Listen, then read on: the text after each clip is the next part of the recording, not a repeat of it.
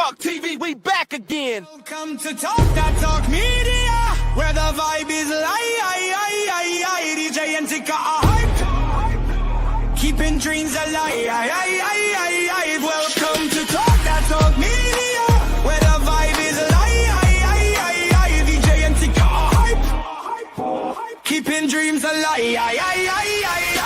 Bringing you reactions, reviews and slick recaps. Join the conversation, no time for mishaps. Trends will uncover, every beat devour. With fresh insights and energy will never tire. From pop culture to the latest in the game, dive in with us. You want to stake your claim, don't forget to like, share and subscribe to Talk That Talk Media. Welcome to Talk That Talk Media.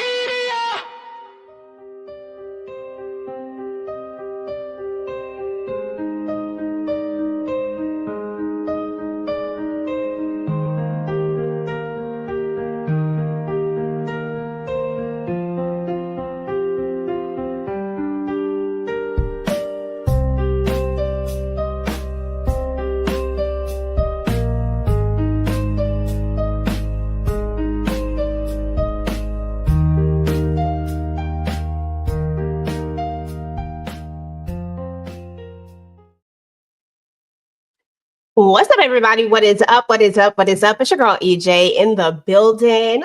And it is your girl Tika. And y'all, we are back with another Talk That movie review. Y'all, listen, today we're going to be talking about It, because after Tika and I dived into Welcome to Derry, It, we realized that we didn't know Ish. We was asking a lot of questions. So we was like, you know what? We need to go and watch It and figure out what the heck is going on, because, you know, just way too many questions. So not only did we do that, we watched it, but we said we need to bring in an expert, somebody who knows all about horror, so that they can walk us through this thing, because y'all know we don't know. Y'all know. So let me go ahead and bring up our local horror expert. Y'all already know who it is, Miss K Bly from Slice of Horror. Hey, y'all. Hey. Hello. Yeah, no, I'd be ready for it. The experts is in Book, the and I should have building. went and grabbed the book, because I got the book and everything. You know, I'll have to go to my references and whatnot. But yeah, It Chapter 1, 90s version. Welcome to Derry. Let's go. Okay, we doing the 2017 version. Uh-huh. Okay. Yeah. Oh, you said like okay. Mhm. Listen. It's all And connected. she got the damn clown on the wall, y'all. If y'all can see, Oh, she I just has saw the that. clown. Oh God. Pennywise is kicking it over there at K Bly. So that's how y'all know she is without a doubt the expert in this subject matter, okay? I cannot. Oh my goodness. I didn't even notice that at first until you just pointed that out. Girl, that clown is doing too much. Seriously though. But yeah, so here's the thing. So Tika and I were going to watch the 1991, and then Kay was like, "Nah, look, that's that baby version. Y'all need to go now." No, but we learned that was the TV adapted version, and we wanted to look at something that was more closely aligned to Welcome to Derry, so that we would have a little bit more references. So Kay recommended that we looked at the 2017 version. So that's exactly what we did. We actually looked at part 1, and then next week we're going to come back and bring y'all part 2 when we check that out. Okay. So first and foremost, Tika, did it take you out, girl? Because you know we was looking at it together. I know what was happening, but you know I'ma ask. Oh, well, watching Stephen King's It, the 2017 version, part 1, I definitely had a couple of jump scares. I had my trusty blanket with me. I definitely was doing this number, like pulling the thing over my head. Like, and then in the other part of my mind, I was like, how dare EJ force me to watch this shenanigan? Like, what the hell? Like, it was just a lot. But you know, I'm still here for it. I've been watching the other one with the lights on and during the daytime, and I know Kay said watch it without the lights, but no, what we're not gonna do is Watch this foolishness with the lights off. Okay, girl, you better than me, because ain't no way. Yeah, I'm gonna have to do it in the daytime and with the lights on or something. Or I need just people to be walking around. Matter of fact, it's probably gonna have to be a group affair again for me, because I'm not doing this nighttime stuff. What's up to everybody in the chat? We appreciate y'all coming through and hanging out to talk it with us. All in with LEC, our girl Candy Love, who went ghost on us, by the way. FYI, but we gonna let her slide because she was on locale, so we get it. Tamika's dead. Thank you for coming through. Lemon Kush Pepper. Thank you guys for coming through. And anybody else who's out there in the chat who hasn't had a chance to say anything, thank y'all so much. Make sure to just come over and say hello, how you doing? You know, something like that. And if you just happen to be watching this on the replay, please drop down and give us a comment, y'all. We're about to jump into this. Now, this movie was 2 hours-ish and some change. And I went in and I downloaded that Audible book. That thing is 44 hours. 44 hours. And I just want you to know, Tika, that is going to be our next book after our other book. But we gonna need a lot of time for that one. I'm just letting y'all know the books get a little rough. It's some things to talk about that happening in the book with the Losers Club. It's some wild stuff going on there that they ain't even putting in the Welcome to Derry because it's a little, you know, Stephen King was on that powder. So some things you're gonna have to excuse. He was indeed on some powder. You have to be on some powder with these doggone clowns and all these other things. I mean, and half the stuff that he writes, like, I'm not gonna lie, y'all. Today I have been on a rabbit hole into this, and then I realized that, you know what? I don't literally want to recap this, like, as in a recap. I really want to talk about it a little bit differently, just because 2 hours, that's a rough this. So I decided to do it a little bit differently. I'm trying to get my slides up. I've been multitasking today, y'all. Y'all got to excuse me. I had my stuff in order. I want y'all to know my daughter was laughing at y'all. And she watched It Chapter 1 last year when she was 8 years old. And was like, oh, that wasn't scary at all. Oh my goodness, it's in the genes. See, I'm telling you. She went to bed and everything just fine. Ain't need no lights on or nothing. Hey.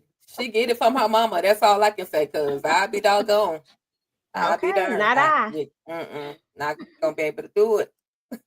I used to see, you know how they say when, like you can see like dark figures. So when I was a little girl, seriously, I used to be able to see dark figures, and that just turned me off of the horror world. It really turned me off because I'm like, I don't want to go to bed and have to see another dark figure. So yeah, you were supposed to reach out and say something to him. The devil is a lie.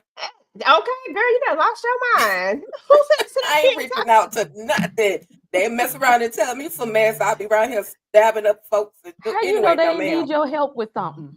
No, not the one. Girl. They clearly knew I wasn't the one. Okay. No, ma'am. Listen, I always wondered how that little chicken, remember that TV show Ghost? Wasn't no way I was about to be out here helping these people run around. They needed some help. You know? No. They listen, well, I don't know them like that. I ain't risking nothing. But anyway, y'all, let's go ahead and get it, because you know what? You'll float too. That was funny. I ain't gonna lie.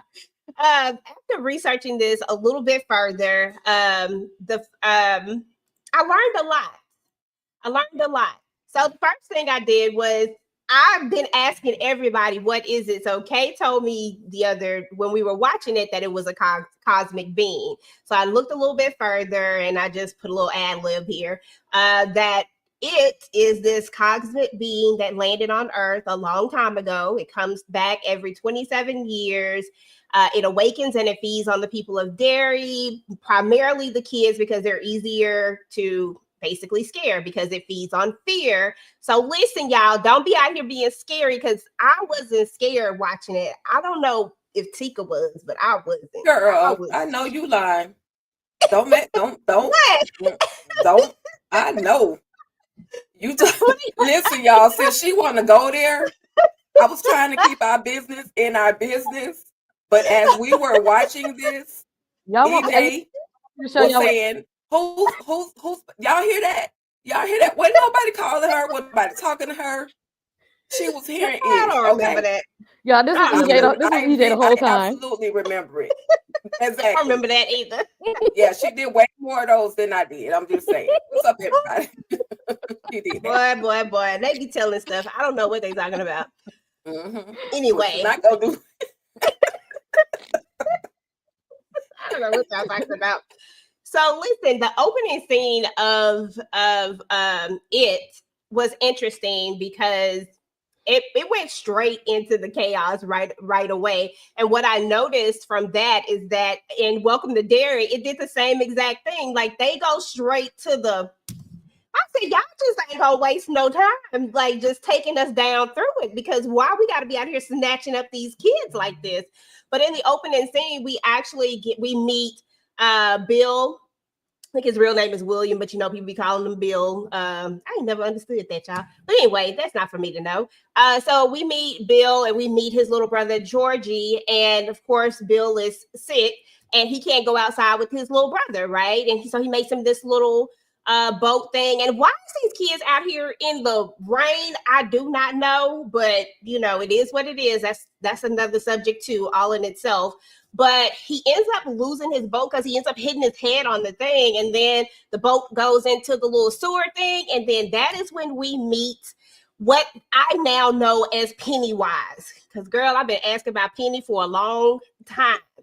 Tika, opening scene, like, what were your initial thoughts just of like getting this immediate, that thing bit that baby whole arm off, just bit it off? Yeah, initially, of course, first of all, I like the little brotherly connection, which is going to feed into us understanding why Bill is going to feel the way that he does. He loved his little brother. He's going to feel some guilt because he done sent his baby brother out there to the damn devil, y'all. And Pennywise, first he comes off as innocent and charming, and then them little eyes go to glowing, and baby boy, his boat, poor Georgie, y'all. His boat went down that storm drain, which his brother had just handmade it. Then he talked him. So that fear of your brother's going to beat your butt for losing this boat. And, Georgia was like, no, let me get it, give it to me here. Okay. He get it. And then he snatched the baby arm off. Like, what the hell? Did you really have to take his arm? Did you have to listen, Pennywise is demented, demonic, like all those things, and I was just so sad for Georgie. But then this old lady across the street saw the whole darn thing happen. I'm like, what, lady? You not gonna say anything? So y'all basically sacrificing kids over here in Derry. That's what I want to know. And so yeah. Doing too much. Opening scene, Kay, what were your thoughts just about the opening scene? I enjoyed it. Too much. Of course you would. I enjoyed it. Yeah, last year I did a top 10 of my favorite cold openings from horror movies, and this was definitely one of them, because it lets you know from the start that anybody can get it. Like, we don't care. Like, Georgie was like one of the most innocent people you could ever see. He was a sweet little boy, and all he wanted to do was go outside and play. And in the sense of horror movies, you're like, why would you mess with this innocent boy? He ain't hurt nobody. He ain't doing nothing. It's a small child. But this movie comes in, it's just like, okay, that the more food for us. Like, we don't care. As a matter of fact, let's get it started. We're gonna jump right in to let y'all know we ain't playing no games with this movie. And yes, the adults be right there when all of this foolishness is happening, and they don't be saying nothing. They don't do nothing about it because they can't. They're kind of like under this supernatural force from the entity, to where they are kind of complicit in the feeding cycles of this entity. So every time it goes out to feed, all of these kids go missing. The adults don't do anything about it, and they literally can't do anything about it. So poor Georgie. Yeah, Georgie, and which parallels for me to poor Susie, because that's all I kept thinking was like, Susie didn't ask for that. Mm-hmm. Like, all she was doing was going to the freaking thing with her brother because he just happened to be her babysitter. She wouldn't have even been there if her mom and daddy had just been at the house. I blame them.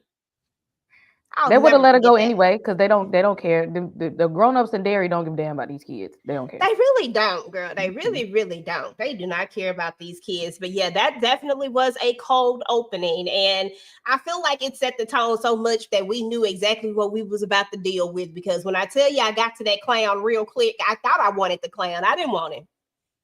They could have kept him.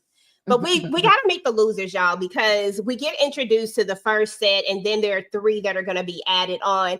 And I kind of want to talk about them individually, and we'll talk about the things that happen in the show from here, and that's kind of how we'll kind of go through it. So I want to talk about Bill first, because of course Bill, which is who we were just speaking about, his little brother, and I do want to point out that this movie centers around all these traumatized people, like all these traumatized kids. Like every last single one of these kids have something in their life, whether it's a bigger trauma. I don't even think you can really say bigger or smaller, but you know what I'm saying? Whether it's something that is just extreme or something that is, not so extreme, they all traumatized, every last one of them. But we have Bill, who, of course, is still basically reeling from the fact that his little brother has gone missing and has never been found. And he's very, very clear to say the word missing because everybody really thinks that he's gone, right? Like they think that but Bill just says missing. And he even came up with this elaborate thing that he used with the tunnels to see where his little brother would have come out. And I'm gonna talk about them trash parents in a minute after we get through all the losers. But Bill is just wanting to find his brother, and that's it. He has a stuttering problem, so people behind his back call him Stuttering Bill. That's mean, of course. But he's friends with Stan, Richie, and Eddie. And of course, like I said, the rest of them will kind of come into play a little bit later. But one of my main things that I think I like about Bill, and I'm gonna go to y'all because I want to know what y'all like about Bill and what y'all most memorable moments of Bill are. But I just like how he was tenacious about trying to find his brother. Like he wasn't about to give up on it. He didn't care. He was gonna. He to me, he was the one that was the least fearless. Like he was just like even when they went into the house and all the stuff was going down at the house, he was like, I'm still going to go find my little brother no matter what. I think a lot of this comes from guilt more than anything. But at the same time, I don't know. I just really liked his character a lot. Kay, what are your thoughts on Bill? Like, what are your favorite moments from just him or just, summarizing him up in your words? Bill is just guilt stricken because he knows his little brother just really wanted to play with him on that day. And Bill didn't feel like playing at that time. I mean, he's just like the older brother, and sometimes the little siblings begin on your nerves. And he's just like, here, take this boat and go on and get out my face. And Bill was laying down up in that bed like something, but he wasn't even sick that day. And he admits it when he's like much older that he was just faking. So he faked sick so he could be in the bed when he really could have actually got up and played with his brother, or at least went outside to watch him or something. And he didn't do it. So he's carrying around all of this guilt. And of course, he's the most fearless out of the bunch because there is no trauma that can be placed upon you, like losing your little sibling at a time where you feel like it didn't have to happen. And then dealing with everybody saying, well, he's deceased now. Like he's gone. He's not missing. He's like all these other kids that we don't find, they're gone. Like that's it. And his parents dealing with the grief and then being angry about it. And so I think that he just felt like if he could redeem himself, if he could be the one to find his brother. So he felt like he could heal his grief and make his parents and stuff feel better if he could find what is his name? Little Georgie. He was more afraid of what would happen if the truth came out that Georgie was dead. Like that's what he feared. That his worst possibility was that his brother was truly gone. Yeah. And I think it's hard when you don't have a body. Like, I think that when there's no body, that makes it more difficult for people, just in theory, like just in general, like, because you want to hold on to that hope because you don't have to accept it because there's nothing physically there for you to see. TK, what are your thoughts about Bill? Like, what were just your overall thoughts and how you felt about this character? Yeah, I mean, I like Bill, of course, the bigger brother, but he was seeking closure, but also Bill was giving me Butcher from the boys. Like Butcher didn't care about nobody else's feelings and nobody else's concerns and issues. He just wanted what he wanted, and that was to go and find his brother. I understood it. Again, just like what Kay was saying, that for the closure of parents, make his family feel better. But then at certain points, he was a good friend, but then he was also just giving me Billy Butcher vibes. Like, y'all Girl, doing it don't do or him like not? that. I did. And you know I like Butcher. You know I And like Butcher, Butcher. I Butcher had know. a lot of guilt too. He was trying to do a lot Exactly. of The stuff to guilt. cover up It was the guilt. to cover up his guilt too. Yeah. Yeah. I can't stand Butcher. But yeah, but I do get it. That is a good comparison. Just, Bill's just so much nicer. But let's talk about Stan, right? Let's talk about Stan. One thing that I do want to point out about Stan is that he was to me, he was probably the scariest one if I'm gonna pick one that is the most scariest. But at the same time, we don't initially get his like what's really going on with him, but then we get this meetup with his trash parent too, and we realize that he's about to have his bar mitzvah, and he's trying to get ready for is it the bar where is that what they call it when they coming into, is it a bar mitzvah? What is it called? Bar mitzvah.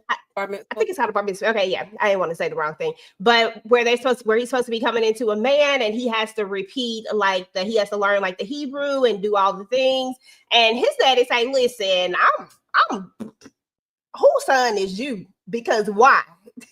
You just need to go ahead and put that book up because you ain't even saying this right. You can't even get this right. How you gonna be a rabbi, son? Y'all know I'm just adding on. But I mean, pretty much he told his son that he wasn't ish. Like, basically, you can't even do this. I can't believe this. It's just like the disappointment.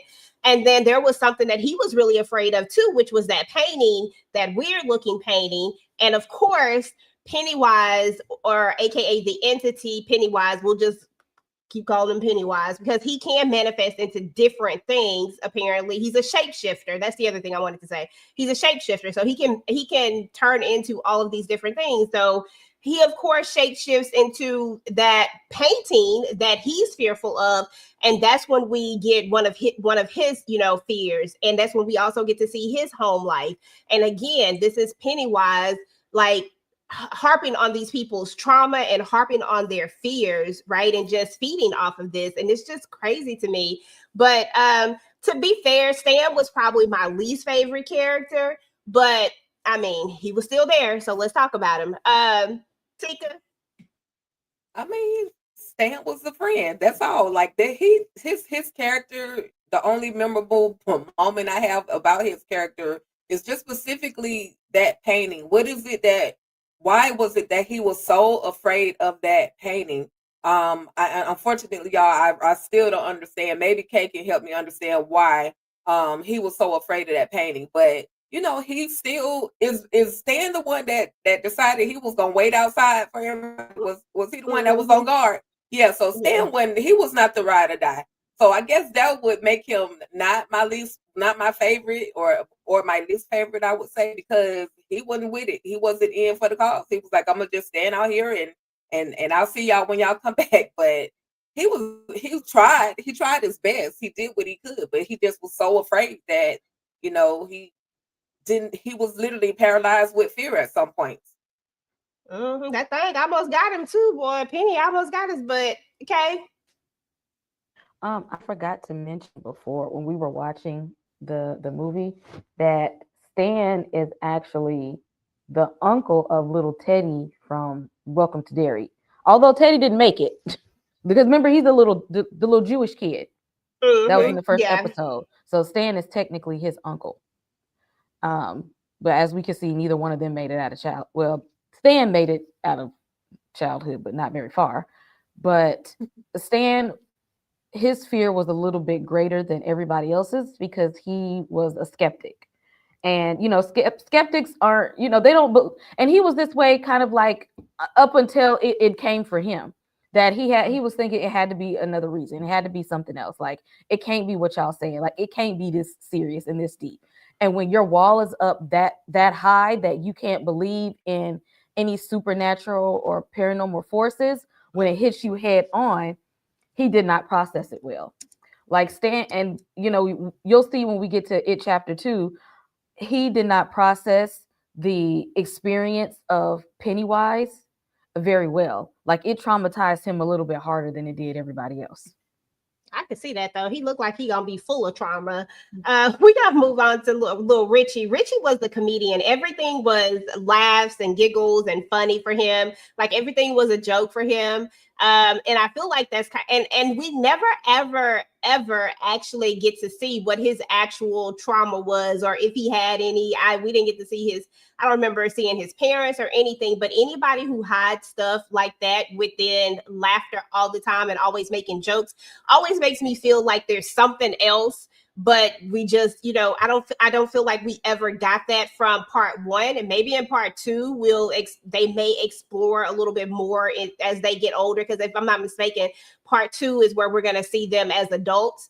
So who knows? Maybe we'll get some more information over there. But Richie was just like, look, it is. I'm not with the ish. Like he wasn't with it, but at the same time, he was there for his friends at the end of the day. I actually low-key liked Richie. He was just funny. He was just always coming with the jokes and stuff.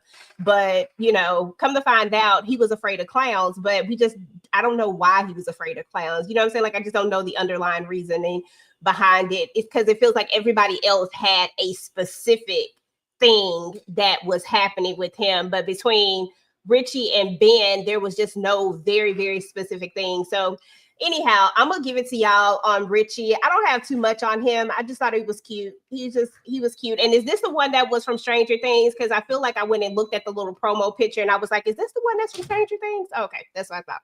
Okay, Kay, you go ahead and start with Richie. Yes, Richie was the comic relief, and he's going to be that as the adults too, which I actually liked the adult portrayal of Richie as well. But usually, especially in childhood, when people are like give you that class clown type of thing, is because he somehow wants to feel like accepted in a way. And I think that was his way of trying to find a place within a friendship or something. Even though they all call themselves the losers, but he had to, everybody got to play their role. And he said, well, if this is going to be the way that I make friends, this is going to be the way that I make friends. So it was his coping mechanism for trying to be accepted by everybody. Gotcha. That makes sense. I like that. Tika, thoughts on Richie? Yeah, he was definitely the class clown, and yeah, he was that jokester. Richie was indeed laughing through some pain. However, sometimes Richie was just coming in at the wrong time with some of his jokes, and I'm just like, bruh, okay, you little brother, little friend. I understand you. There's something that you're afraid of, or that you have dealt with in life. So give everybody else a break. Like, you talking about people's toes and grown little boy eggplants. Like, you talking about the most. You clowning and calling Beverly a 304. Like, boy, like, you need to calm down. Like, you're doing too much. It's a time and a place for everything. However, they gave us the Richie throughout the entire movie, even until the end, where the drama extremely kicks up to the top tier. Like, he was still there throwing in his jokes, so he had to maneuver through his pain, and I guess that was the best way that he knew how to do it. So, not my favorite, but he wasn't the worst or the least favorite. Gotcha. So we gotta move on to Eddie. Eddie's mom is ridiculous. I do have a slide for Eddie's mom just when I talk about the trash parents, but Eddie's mom was doing way too much with the placebo drugs. I forgot the diseases and Munchausen's or something, where people like try to make their kids sick and stuff like that, and just projecting all these things.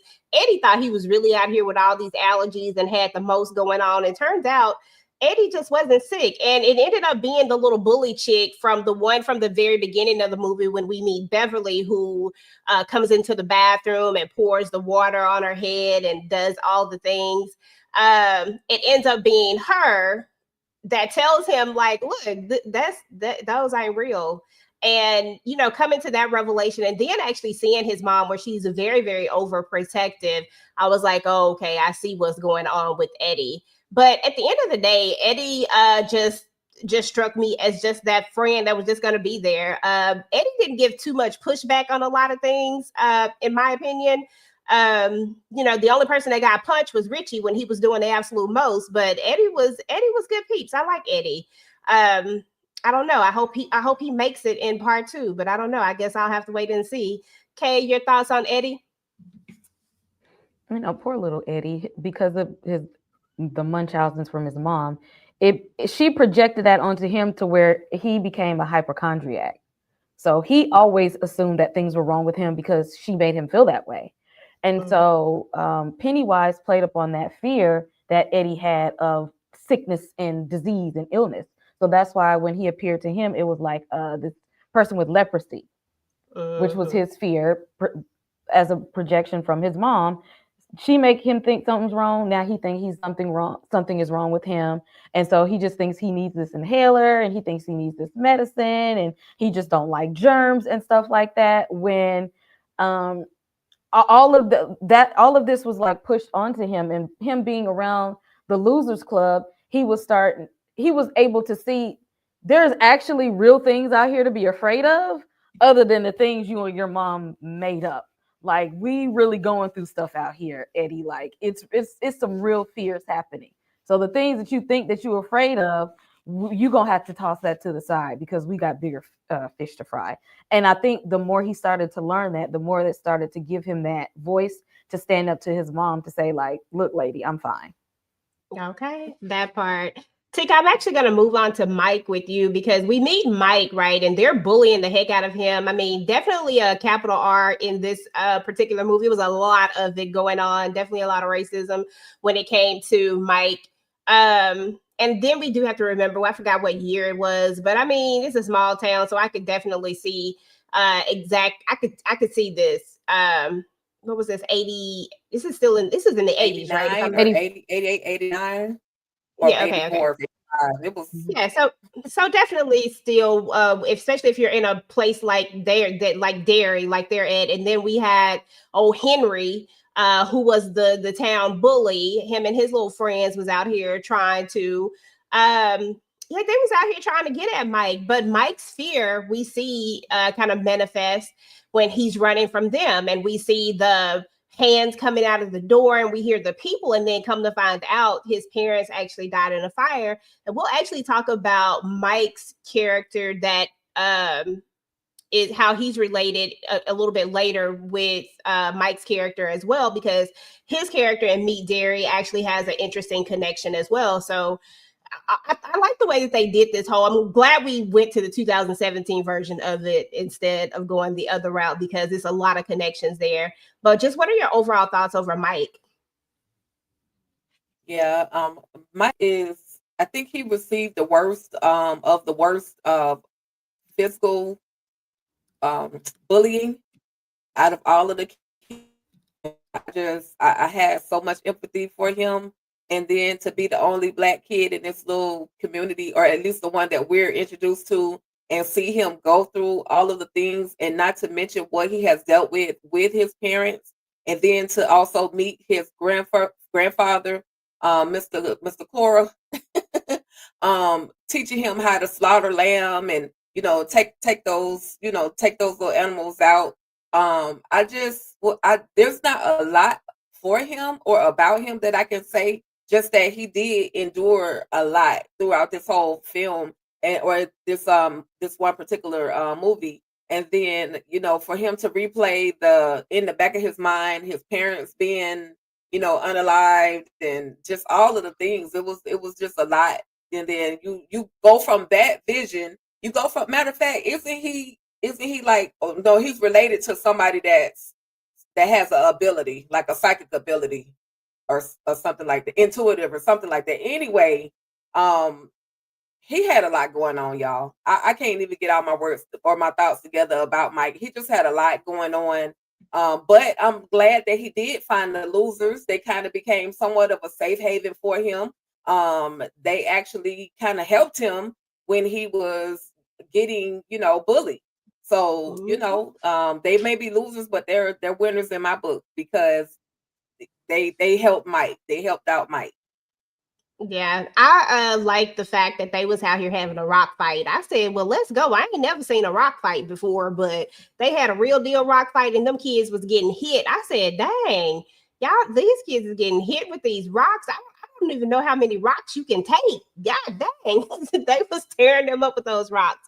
But the losers ended up winning. Okay, I'm gonna come back to you and I'm gonna talk about Beverly. Beverly is a character that we meet. We actually meet her in the bathroom, as a matter of fact. And there is a interesting little thing that happens with her in Welcome to Derry as well, with her character's father. Told you I went down a rabbit hole with this one, and we'll talk about that later too.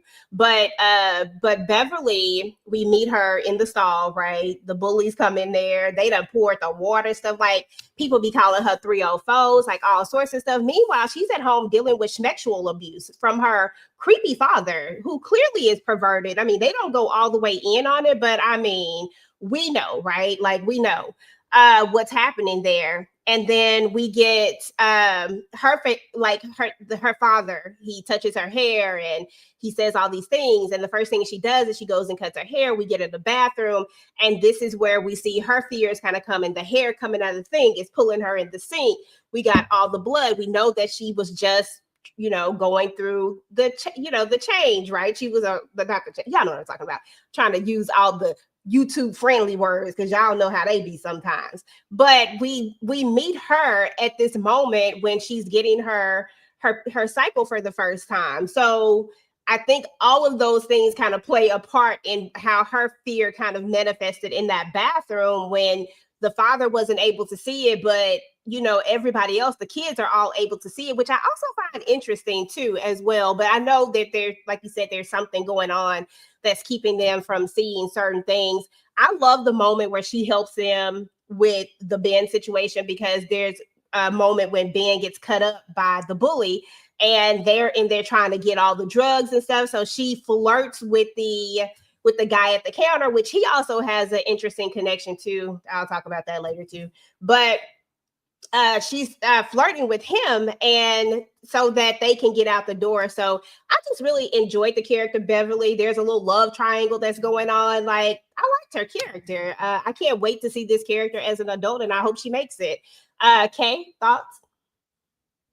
Yeah, again, Stephen King be on that stuff, because he did the whole story of Carrie revolving around her experience of getting her first cycle, and that's kind of what reminded me of you ain't seen Carrie? Yeah. So it's a whole thing that happens there. So I don't know why Stephen King was like somewhat a little bit fixated on like this age group of girls going through that and dealing with I'm like, Stephen, you don't know how traumatic that is for people. How is you making horror movie material out of this? I have no idea how he got there. But knowing that this is what she's going through, and at her age, and it can be scary for her to have to go through that at this age, knowing that her dad is abusing her, because we know what that could eventually lead to. So that is a trauma place for Bev, and she doesn't have any, little female friends or anything, and because they all, think she's a garden tool and that she want to mess with everybody, man, and she don't even talk to nobody at school at all. She's actually and her dad is a janitor.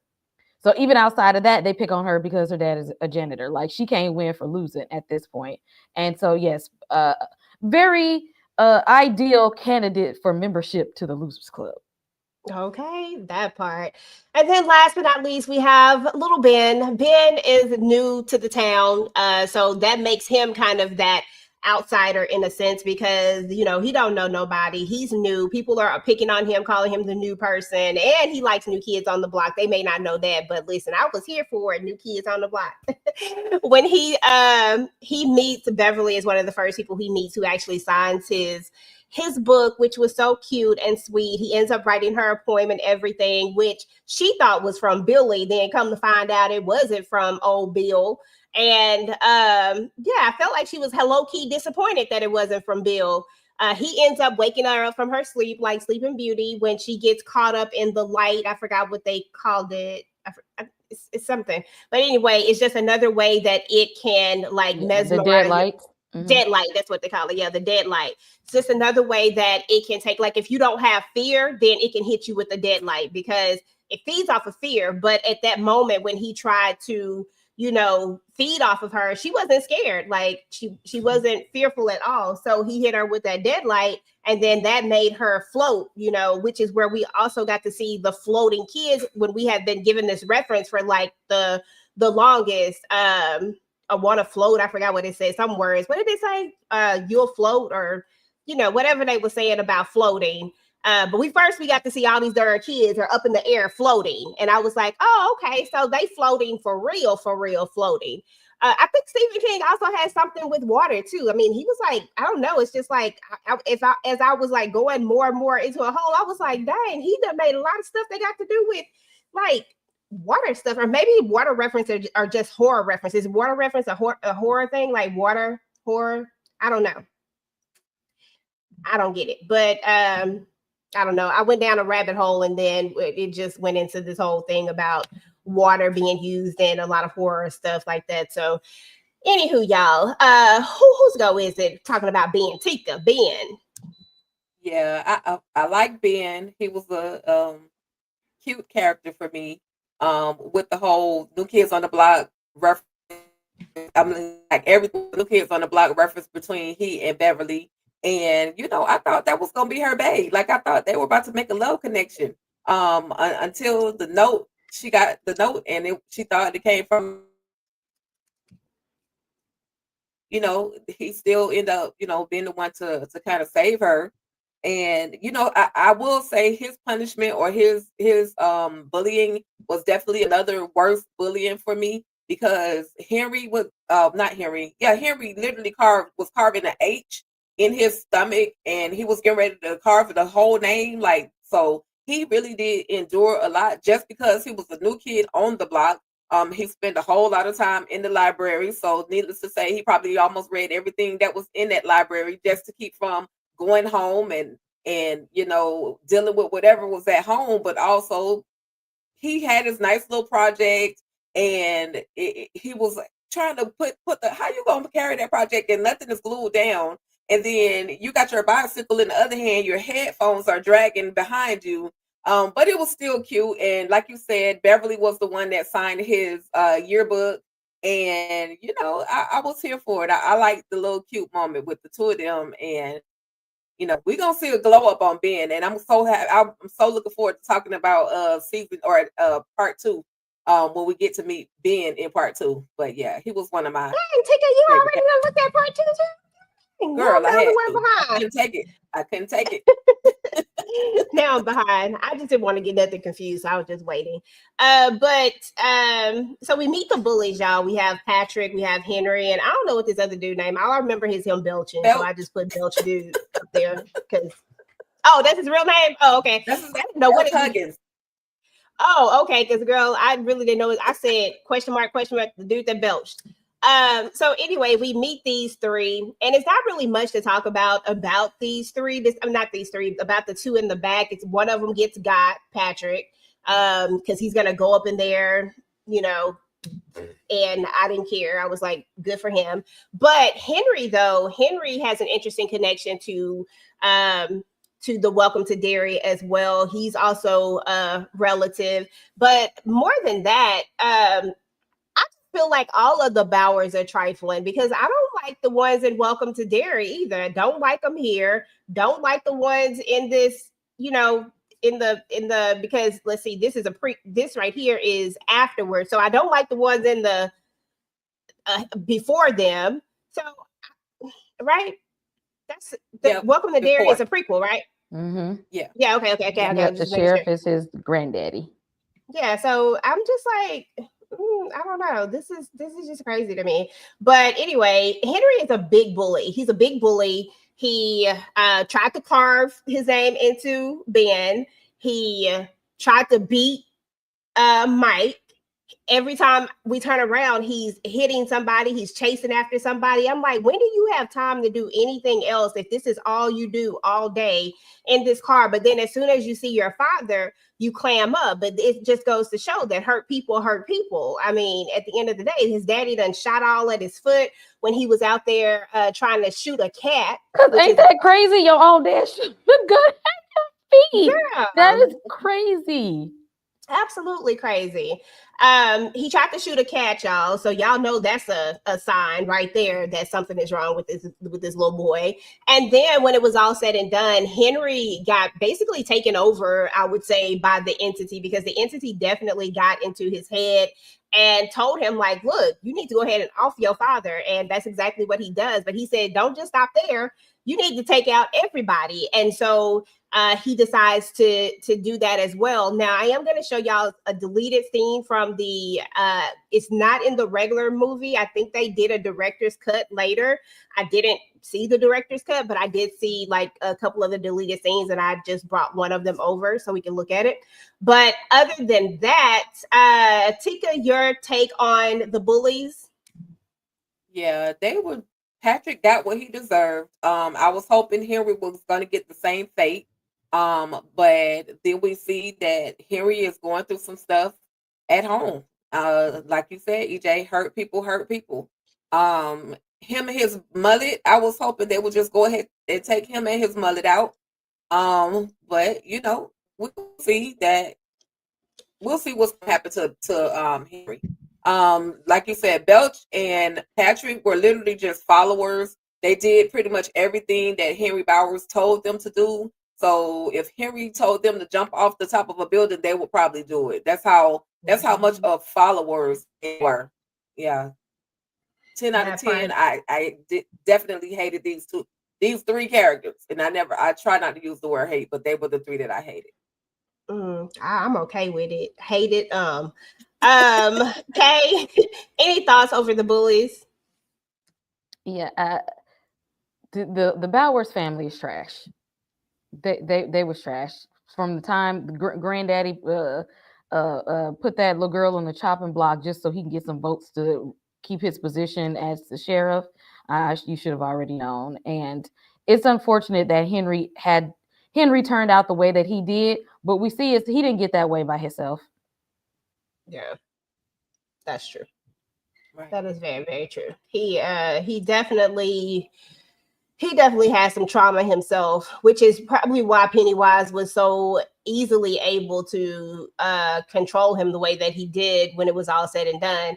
And speaking of trash parents, there were a couple of trash parents that I wanted to talk about.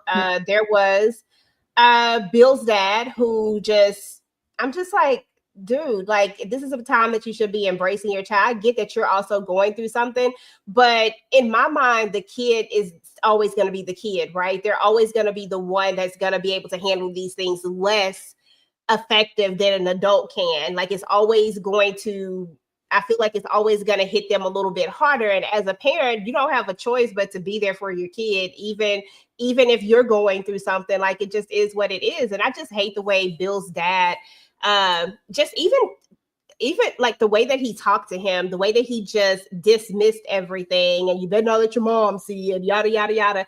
I just hate trash parents, y'all.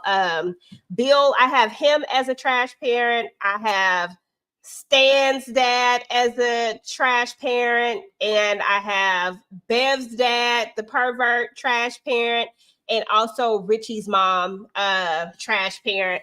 And I'm gonna start with you, Tika, and you can choose any one of them, and your thoughts over all these trash parents. Richie's mama was just nasty, trash, hot garbage, the water in the trash can, all of those nasty things, making this boy take these pills that he doesn't even need. And then she laying up there with her sloppy behind on the couch or on the reclining chair. Come give mommy a kiss. Girl, if you don't get your little nasty self, it's given you might be touching this boy too. You might be doing some other things with him too. I just was so disgusted by her actions. And that's why I felt empathy for Rich. But yeah, I was hoping that that little entity would enter into his brain and go home and Oh, take I Mama put Rich. Dearest This out. is Eddie. My bad, y'all. This is Or Eddie's Ed, mom. I put or Richard. Ed. I was My hoping that she would be sent up to the moon too, because she was just disgusting to me. And then Ben's dad, he could have been a little bit more understanding. This has built a model to show you that things can come out to the end of the other side. Like, it's worth, investigating. He just didn't give a damn about how Ben was feeling. Like, Ben is a whole baby. He just didn't give a damn and was like, throw this ish away, take it down, snatch your stuff down. I was just like, wow. Like, he's already Bill is already filled with grief and then and guilt, and this is how you treat them. But just like Kay said, the parents don't give a damn about none of these kids. and they're clueless to, they're not able to see, what these kids are really going through. But those were that my part. two. Okay, Kay. Oh yeah, and the parents are trash, but it's not their fault that they trash, because they're spellbound and they can't help it. Pennywise has all of the parents in, like, sort of possessed to the point to where they are complicit in allowing him to commit the crimes that he's doing without their interference. Like, the parents never once, they don't jump in and save the kids. They not jumping in to save nobody else kids. They are just like, you know what, my name is Bennett and I ain't in it. And whatever it is, whatever happens. Like, they're like, I don't see nothing, so I don't say nothing. And this makes it to the point where all the children start to feel isolated. And it's easier to manipulate, exploit, and abduct a child when they feel isolated. If you're afraid to tell someone, or if you try to tell someone and they're not going to believe you, or they're going to think that you're crazy or something. And all of this is by design. So the children can be isolated, they can be traumatized, and they can be afraid. And the parents are just going about their regular day, like, that's just a normal day in the town of Derry. Mm-hmm. And while I do get that, but what I don't get is that these others, like, I'll give that to maybe Bill's dad. He the only one who gonna get a pass. But Bev's dad, pervert, no. Eddie's mom, no. The rabbi, no. Like, all those parents just suck internally.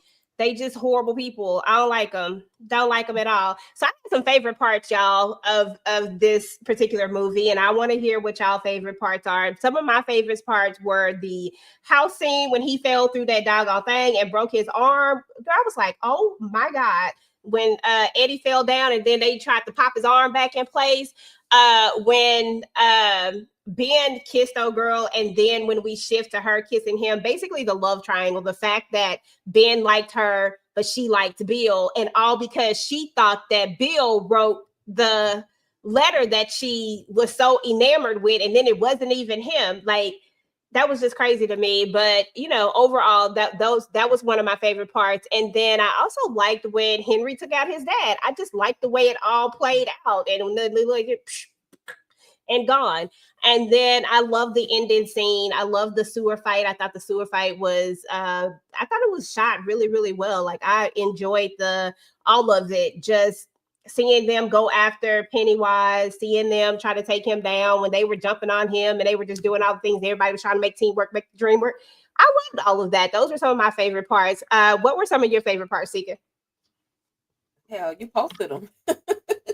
Because just seeing after the mistreatment of Henry from his father, and to see that he was going to be, he was strong enough to go in there, and even though Pennywise had his mind, he was still able to go in there and take him out. Now, I did not like the fact that while they in there fighting and knucking and bucking against Pennywise, here come Henry's behind in the way, like adding on to the fight. But the sword fight, that was crazy. All of them trying to go up against this entity. That was a lot. And then also one other thing in that moment was when Bill saw his brother Georgie, and he ended up having to take him out. But I was like, is he really here? or is he really gone? Am I, it'll mess with you. It'll mess with you. Like, was he really here, or is was he gone? Is he gone now? From that moment. Yeah, and then they went through the house. It was like a whole haunted house situation. He bust his behind going through that ceiling. I was like, oh my gosh. But this overall was a heck of a movie. I ain't gonna even lie to you. I was a little nervous. I ain't gonna lie, but I still, held it down and I still watched. I held it down. Okay. Hey, what are your okay? What were your favorite parts of the movie? Being that you've probably seen it multiple times, and you're raising a little horror fan as well. So let me know what your favorite parts of the movie was. I like the scene where he came out of the projector, the film screen. Oh, he was big too. Oh God, he was big. Because I'm just like that. I remember when I, first seeing that, and it's just like, how do you tell somebody like this happens? Like, how do you explain that this is going on? And it was, with the whole Losers Club there together. Like, everybody is seeing him come out, and they couldn't do nothing with him. And I like how they redid that in the Welcome to Derry when he comes through the screen at the movie theater in a different form. So that was definitely one of my favorite scenes because it's one of the creepiest scenes. And I also I like the scene where he's like dancing because he's like literally taunting them. Yeah. He's dancing in front of him like, I'm Pennywise the dancing clown. Like, he's just like, I'm gonna do anything and everything I can so that y'all are like deathly afraid of me. But at the same time, it's like it's funny to be at the same time, like I'm gonna entertain and scare you at the same time. So which one do you want? Okay, that part. Yeah, that was interesting.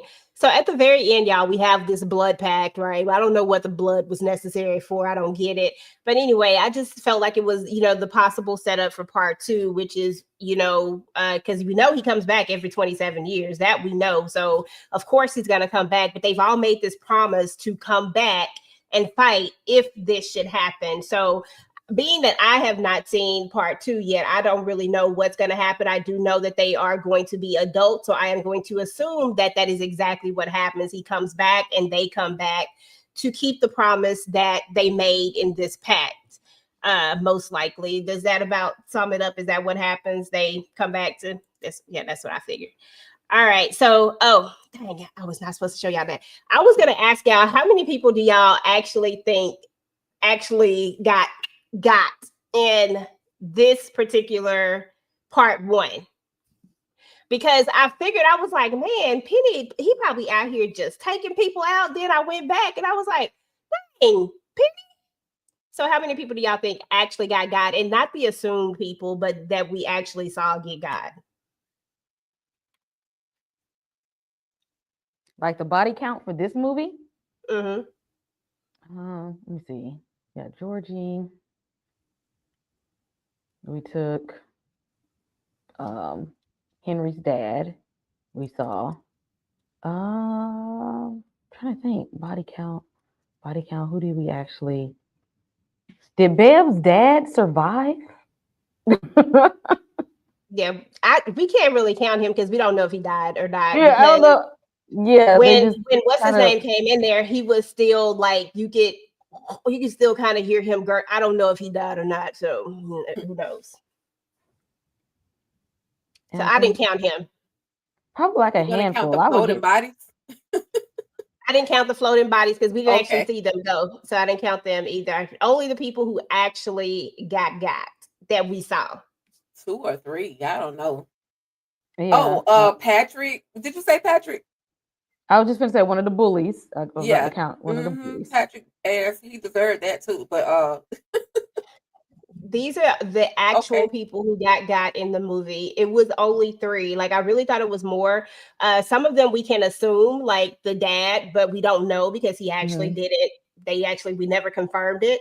We never actually see Betsy or whatever her name is. We never see her actually get got. We see her in a manifestation when they're in a fear, but we never see her get got. So we can't count her. Can't count any of these people that we didn't see none of it. We only saw Georgie, we only saw Bowers, and we only saw Patrick. So it was 3 of them in total, which I found interesting because I really felt like it was gonna be like more. This was one of the deleted scenes, y'all. Can't count them because they didn't actually show it to us in the actual movie, but in a deleted scene, in the director's cut version of this, when he tells him to go take out everybody, he goes and he takes out his friends. And this is the scene where he's sitting out in the car. Remember when they're going into the house and he's sitting out and you can see his car sitting over there, where he's sitting up in the car with these 2 like this. Wow. That's actually what's happening. So I was like, man, okay, exactly. Okay, like compared to what's happening right now over at I said, woo, they already on their way. They was taking them out right from the jump on Welcome to Derry. So, there's that. So decided to go ahead and bring up the Welcome to Derry connections. So of course we have Mike, who we've learned Will is his father. If you are looking at Welcome to Derry, Will is Major Hanlon's dad, and Charlotte, I think it's his mom's name, if I'm not mistaken. I feel like it's Charlotte. Ain't it Charlotte? Yeah, I think it's Charlotte. Yep. Charlotte. And they have a son named Will, who is Mike is Will's father, and Major Hanlon is Will's grandfather.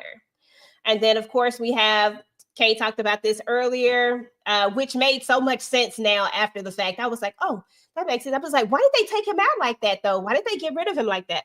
But because he gets got right from the jump. But Teddy in Welcome to Derry and Stan have a connection, uncle, as Kay said. And then we have the Bowers, of course, where we have, I think it's his grandfather, right? It's the grandfather. It's his grandfather. It's his grandfather, the one that's over here acting up in Derry, trying to get that little girl to lie. I said, no, you cool. But now that we've looked at it, like now that I've seen this and then putting the connections together, I'm like, oh, okay, I see you. You just trash. You just been raising a whole slew of trash kids. Period. Okay, that's what it all boiled down to. Now, another interesting connection is the bathroom connection. So if you look at the 2017 version, when Beverly is in the bathroom, on the wall, you can actually see the not Beverly, the other girl, Maddie, not Maddie, Lily. Lily. When Lily, remember when you can see in the bathroom, no, it's in the 2017 version. I'm getting it confused. In the 2017 version, you can see, no, it's in the other one. I can't remember which one it is. I didn't have the screenshot. I tried to put the screenshot so I would not forget who it was. In the bathroom stall, you're going to see what's his name on the wall. So it has to be the Welcome to Derry. Now that I think about it, it has no choice but to be that. You're going to see his name on the bathroom stall, the perverted dad. His name is going to be on the stall in the bathroom, which I guess is a connection to how we met Beverly in the beginning, because we met her in the stall in the bathroom. But his name is going to be up there with like a little heart or something. I never paid attention because I didn't know who that was, but after doing a little bit of digging, found that out too. I was like, oh, okay. I said I would have never made that connection because I wouldn't have never known. And I forgot, I think there were some other connections, but I think they come a little bit later. Once you get into part 2, is when you start getting a few of the other connections. So I won't even bring those up because I didn't even put them on the thing. But I did think this was cute that they're trying to, like really make it make sense. I love a good continuity thing. And the Welcome to Derry sign remains the same. Oh, yeah. Downtown area. Yeah, all of that stuff looks very, very, like, I don't know if it's exactly the same, but it all looks very much the same. The theater, all that stuff. So they did good. So anyway, y'all, that's what's up with That was part 1, y'all. And of course, we'll be back to talk about part 2 next week. What did y'all think about the movie itself? If you've already watched it, drop down in the chat. Let me know what you thought about it and all that good stuff. And just overall, guys, just, summation of your overall thoughts of this movie. Tika, would you have done this if we hadn't just said, let's watch it? Would you have watched this? I wouldn't have. I'm still the truth. No lies told. I wouldn't have. It would not have been on my. Who says it wasn't on my bingo card? It was not on my bingo card to talk about at all. Yeah, I'm cool with Ronald McDonald. I grew up with Ronald McDonald. There used to actually be a real Ronald McDonald in McDonald's a long time ago. Like you really had the real Ronald McDonald. So this just would have took me out, and I would have never had a birthday party at McDonald's ever again had it been out or Pennywise been out during my rearage. Okay, so yeah, they should really sue no, ma'am. Stephen King for that, because that really could have messed some people up. Right, seriously, that little clown. Because if you go back and look at the 1990 version, which I didn't look at it because I didn't have a strip, I just looked at some of the clips from it. That clown looked too much human, versus this one, which it looks way more CGI. I'm pretty sure that's what they use, but it looks way more CGI versus that other clown looked like a clown. Girl, the way I would have been scared out of ain't no way I would have ever had nothing to do with no clowns, period. After looking at that, they should have never even did that. Yes, actually, funny story. Bill Skarsgård, they didn't use a lot of CGI with Bill, except for the special effects, like when they're the eating and stuff. But a lot of that, like the way he would hold his mouth and the way he would cock his eyes, that's all Bill Skarsgård. Oh, nice. He did a good job. Clearly, because I was like, ain't no way. I was like, ain't no way they could have did that without it. But I guess, hey, listen, look, okay, go for it then. Listen, I'm not mad at it. It's just that Tim Curry said back in the day that actually he was supposed to have more paint on his face, but he didn't like all he didn't like to sit through the makeup and stuff. He told him, I could be creepy without all that. Let me do less is more. I show you creepy without all of that. And he actually really was. Tim Curry he made a good ass Pennywise too. Okay, that's what's up. Yeah, I was reading some stuff where they were saying that the original, I guess that would be Tim Curry, that the original Pennywise, like that was he did a really, really good job at bringing him. I was like, well, I'll never know because I'm not going to go look at it. Why? Because I had enough at this one. I want to see. You go ahead. You let me know. There's also a good documentary on Tubi. I mentioned this earlier during the our screening, but there's a documentary for those who are into Stephen King and his shenanigans and how he put together the series of it and all of if y'all want to go back and take a deep dive and see how weird Stephen King looked back in that time, check out the documentary right there on Tubi. It's playing right now. Okay, that's and I think you could probably watch it. I think you could probably watch the 1990 version on Tubi as well. Okay, that's what's up. And it's on HBO too. If you have HBO right now. No, I'm gonna have HBO right now while Welcome to Derry is on. It's questionable if it's gonna stay around. It depends. Go on and watch that 1990s version. It's something about 90s horror that hit a little bit different. Girl, I'll think about it. I'm real busy right now. I got a lot of stuff done. Throw it on in the background. Just let it play. Nah, I'm good on that one. We'll see. I don't know. I mean, I almost watched it, but I was like, but I am kind of glad that we came over here to this one because I love a good connection. Yeah. I love making connections, and just knowing that just makes that so much better for me. So, but yeah, y'all, that was it. Kay, what you got going on your channel, girl? Welcome to Derry. Dropping review for episode 3 tonight. I watched Frankenstein, so I have that review premiering tomorrow.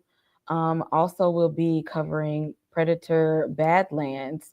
Hopefully this week, doing some recap of Stranger Things to get ready for the final season, which premieres in a couple of weeks.